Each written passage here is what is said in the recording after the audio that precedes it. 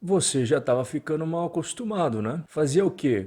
Mais de uma semana que a gente não tinha anúncio de novos impostos para você pagar para o governo? Aí não dá, é muito tempo. Então por isso que a gente tem atualizações aqui. Só recapitulando, né? Há pouco tempo atrás nós tivemos anúncio da tributação sobre investimentos no exterior, tributação sobre apostas esportivas, tributação sobre as comprinhas que você fazia lá na Shopee e na Shine, e você achando que o governo tinha esquecido de tributar os seus dividendos. É claro que não. O governo tem uma memória excelente, pelo menos para essas coisas ele nunca esquece. Ele não esqueceu apenas dos seus dividendos, como ele também lembrou que você tem deduções no imposto de renda. Como assim você está utilizando deduções para pagar menos imposto? Não, não, não. Vamos rever isso daí, seu espertinho. A Reuters publicou ontem, no finalzinho do dia, uma reportagem que ela entrevistou fontes do Ministério da Fazenda, ou seja, as pessoas que trabalham junto com o Fernando Haddad. Descobriu que o governo prepara revisão de deduções e isenções do imposto de renda, eu já vou explicar melhor sobre isso, e também taxação de lucros e dividendos. O Ministério da Fazenda prepara novas iniciativas para ampliar a arrecadação tributária, tendo entre as medidas em análise a revisão das deduções e isenções que você pode utilizar no seu imposto de renda pessoa física e também a taxação de lucros e dividendos que são distribuídos pelas empresas. O governo está buscando cada vez mais impostos, cada vez mais fontes de arrecadação, e isso se soma com tudo aquilo que ele já fez ao longo desse ano. Não sei se você está lembrado,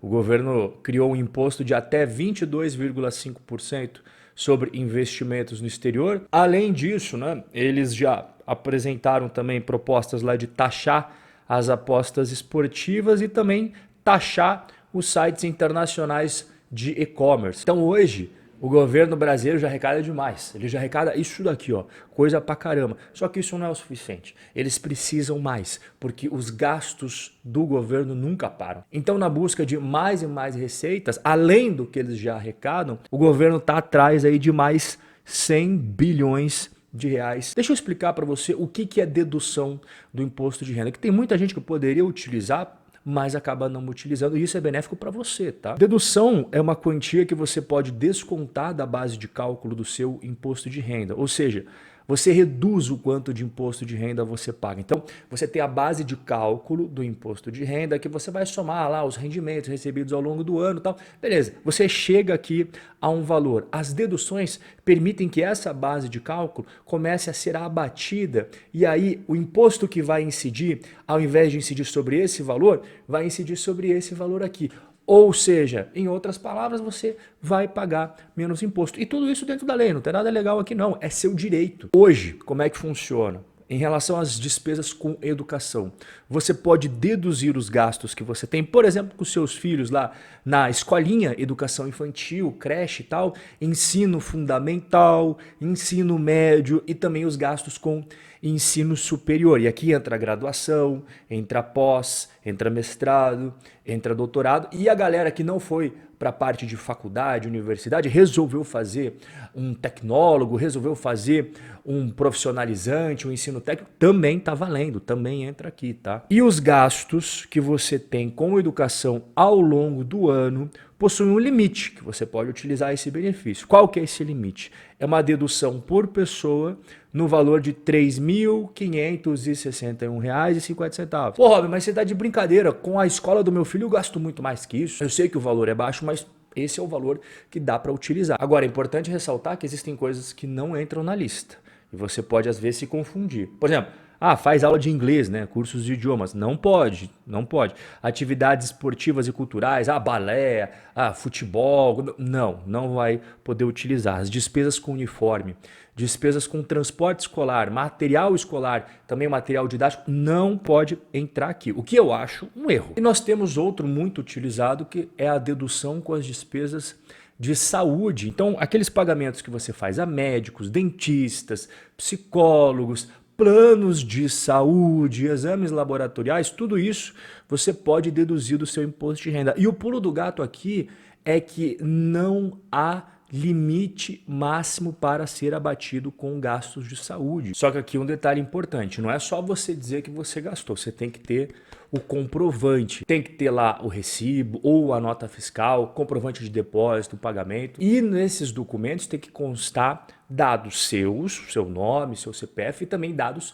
de quem prestou aquele serviço para você, né? O médico, a clínica, com o respectivo CNPJ. Eu acho que essas deduções com saúde são extremamente válidas para a população brasileira, mas o nosso presidente não pensa dessa forma, ele critica essa dedução com gasto em saúde no imposto de renda. O Lula, ele afirmou que enquanto os mais pobres têm dificuldade de acesso a tratamentos mais especializados, ele próprio realiza todos os anos uma série de exames e ele pode fazer o abatimento das despesas no imposto de renda.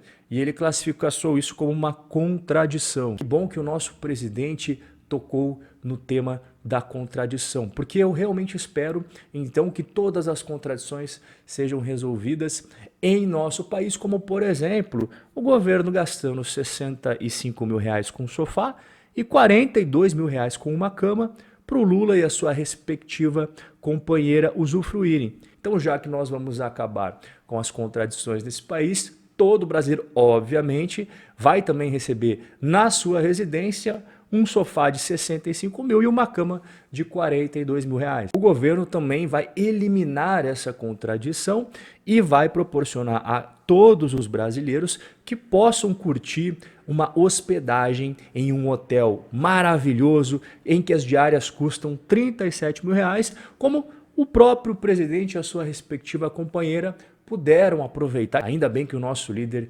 sempre está preocupado com aqueles que não têm condições, com os menos favorecidos, permitindo que todos possam aproveitar e usufruir das mesmas coisas que ele usufrui em sua vida particular. Agora, tem a questão dos dividendos também, que está na mira do pessoal do Ministério da Fazenda. As próprias pessoas que trabalham lá dentro, elas afirmaram que o texto aí, ele inclui um dispositivo para tributar a distribuição de lucros e dividendos. Esse debate aí não é novidade, eu já falei em vários vídeos, o governo ele quer instituir o imposto sobre dividendos, só que tem um problema aqui que ninguém conseguiu ainda me explicar, até quem defende a tributação de dividendos. Porque os dividendos eles são isentos desde 1995. E por quê? Porque lá atrás eles falaram o seguinte, cara, as empresas já são tributadas no Brasil. Então, antes mesmo de ter a distribuição sobre os dividendos, elas já tiveram que pagar um monte de imposto. Ou seja, o lucro das empresas já é tributado. E como o dividendo é uma partezinha deste lucro que é distribuído para os acionistas, você vai tributar de novo. E isso, segundo as próprias regras do jogo do Brasil, não pode. Porque quando você faz cobrança de imposto sobre cobrança de imposto, se chama bitributação. E bitributação é proibido, não pode no nosso sistema legal. Então como é que você explica a possibilidade de tributar novamente? Pois é, né, cara? Este é o problema. No Brasil, uma regra vale até o momento que não vale mais a pena ter aquela regra. Aí a gente dá uma contornada, a gente inventa novos argumentos, criamos uma nova narrativa, o povo engole com farinha, a gente consegue o que a gente quer. Lá na proposta original, que era a proposta em que tinha a tributação sobre os dividendos, a alíquota era de 20% sobre o que você recebesse. Só que daí teve debate e tal na Câmara dos Deputados e eles acabaram reduzindo de 20 para 15 e foi essa que acabou passando. Então na Câmara dos Deputados houve a aprovação já e eles mandaram para o Senado. E eu resolvi pesquisar como é que está esse negócio no Senado. Então você veja que ele está rolando. Em 2023 já teve movimentações.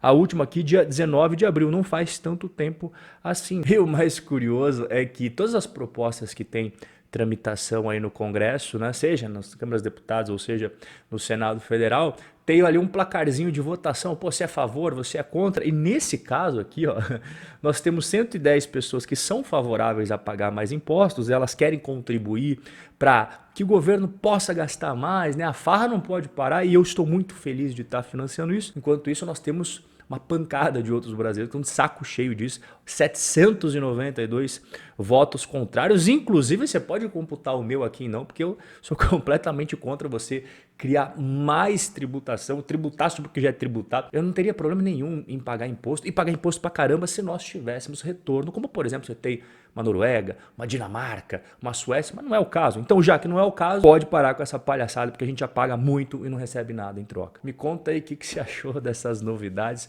e a gente vai se ver no nosso próximo encontro. Um forte abraço e até a próxima.